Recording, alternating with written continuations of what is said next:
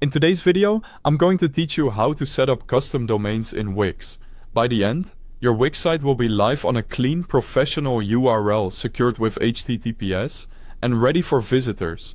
First, sign into your Wix account and open your dashboard. Head to My Sites and choose the specific website you want to connect a domain to. It's important to make sure you're working on the right site, especially if you manage multiple projects. From the dashboard, go to Settings, then select Domains and click Connect a Domain. This is the central place where Wix handles all domain connections and settings.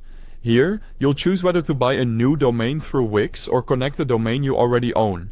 Buying through Wix is the simplest route because Wix configures the records for you automatically.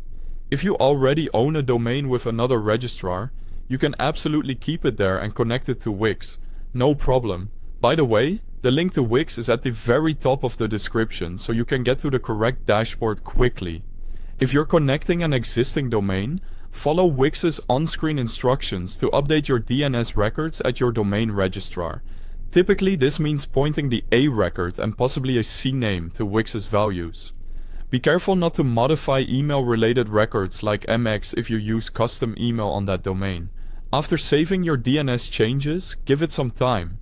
DNS propagation can be quick, but it may take up to 48 hours worldwide. That delay is normal. Once those DNS updates propagate, Wix will automatically verify your domain connection. You'll see a confirmation inside the domains area when everything is linked correctly. If it doesn't verify right away, wait a bit and refresh. It usually resolves on its own. If you have more than one domain connected, choose which one should be your primary domain.